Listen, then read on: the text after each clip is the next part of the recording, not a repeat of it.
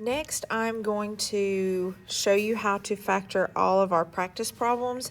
If you haven't already attempted these on your own, I would suggest that you try to do them so that you can just check your work with me and correct yourself as you go. So if you haven't already done the x cubed minus 4x squared minus 5x, go ahead and pause the video and give it a shot. I did put some hints on here so that you could see that this is actually a two-step factor. The first thing you have to do is factor the monomial, because there's one term that's in common with each of the three numbers, and then after that you'll have a trinomial to factor using the sheet that has case 1, 2, 3, or 4. So go ahead and pause the video and come back to me after you've given it a shot. Okay, so to factor the monomial, we have to look at each of these three numbers, x cubed, negative 4x squared, and negative 5x, and try to figure out what they have in common. So all they have in common is an x, only one, because I've got 3 here, 2 here, and 1 here. So the most that I can take out is 1. So I'm going to put a parentheses up, and then I'm going to take each of these three terms and divide them by x. So when we divide, remember that we need to subtract our exponents. So this is actually x to the 1. We don't normally write it, but just remember that's what it is. So to divide x cubed by x, it's 3 minus 1, making that x squared. And to divide negative 4x squared by x, it's negative 4x, because 2 minus 1 is 1. And to divide negative 5x by x, it's just negative 5, because the x's cancel. So now I have this trinomial that has a negative negative.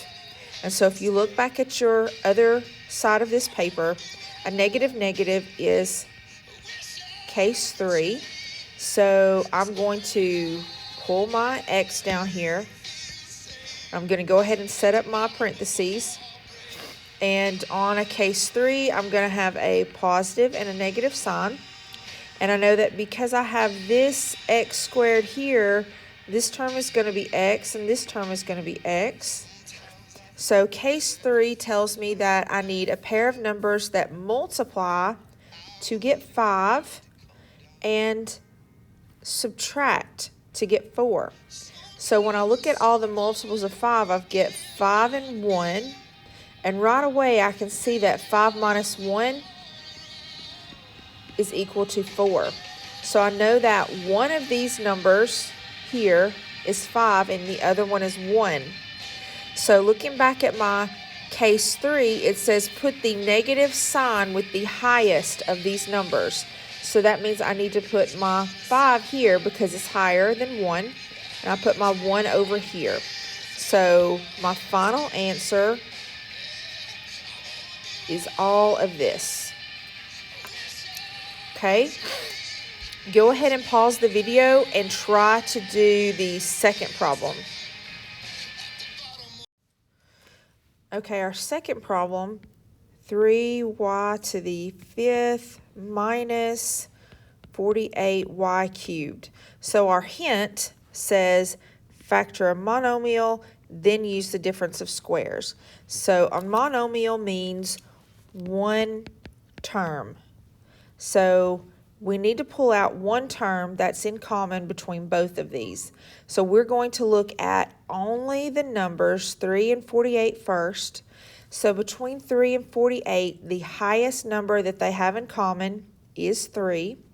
So now we're going to look at the y to the 5th and y to the 3rd. Our very first note-taking guide told us that we have to use the smallest exponent. So for this, it's going to be y to the 3rd. So I can pull out a y to the 3rd.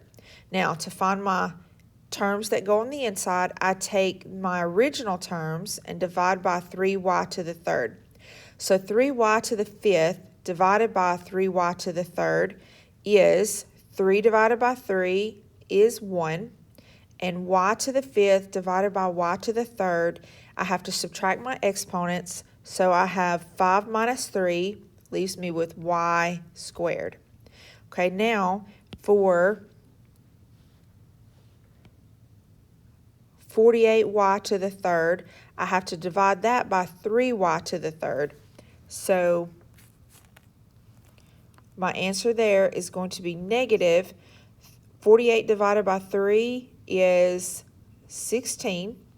Then I have y to the 3rd divided by y to the 3rd, and that's going to equal 1, so I'm done. So my next hint says use the difference of squares. So on my first note-taking guide, the difference of squares formula looked like this. A squared minus b squared is equal to a minus b and a plus b. So I need to know what a equals and what b equals. So a is the square root of y squared, which is equal to y, and b equals the square root of 16, which is equal to 4. So I know that I can factor this right here using this formula. So my answer is going to look like this. First, I'm going to pull down my 3y cubed because I can't forget it is a part of my answer, 3y cubed. So now I'm going to use my difference of squares formula, knowing what a and b are. So I have y minus 4 and y plus, erase that, make that look a little better, y plus 4. And that is my final answer to factor this number. So go ahead, pause the video and see if you can do the next problem. And the hint here says to factor the monomial, which means bring out one term, and then factor the trinomial. And remember, that was using the case 1, 2, 3, or 4. So pause the video and give that one a shot. Okay, so next we're going to factor 5z to the 4th plus 30z cubed plus 45z squared. So the first thing I want to do is look at the numbers 5, 30, and 45 and see what they have in common that I can pull out. And right away I can tell that every number is divisible by 5. So that's the number I'm going to pull out. Now let's look at our variables. And so my variable with the lowest exponent is z squared. So I can pull that out. So now I have to go through and divide every term in my polynomial by 5z squared. So 5 divided by 5 is 1, and z to the 4th divided by z squared is z squared because 4 minus 2 is 2. 30 divided by 5 is 6. Z to the 3rd divided by z squared, subtracting exponents, 3 minus 1 is going to leave me with 1z. 45 divided by 5 is 9, and z squared divided by z squared is 1, so I don't have any z's in my last term. So now I need to factor this trinomial. So going back to our other page, this is a case 1 where it's positive, positive. So I'm going to pull down my 5z squared. I'm going to put up my parentheses really quick. I know that both my signs are positive because that's what case 1 tells me. I know that my first two terms are going to be z's. Okay, now let's take our 9. Let's look at what it says. Under case 1, it says I need two numbers that multiply to equal 9 and add to equal 6. So I know that 3 times 3 is 9 and 3 plus 3 is 6. So these two numbers are 3 and 3. There is my final answer. So pause the video and see if you can work this problem, and know that this one says use a difference of squares 2 times.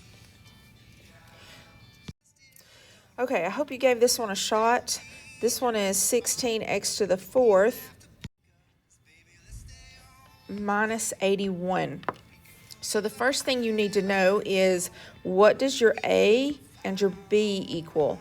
And remember that the formula is in the form a squared minus b squared. So to find A, you have to take the square root of 16x to the 4th, and to find B, you have to take the square root of 81. So the square root of 16x to the 4th is 4x squared, and the square root of 81 is 9. So remember, our formula said a squared minus b squared is equal to a minus b, a plus b.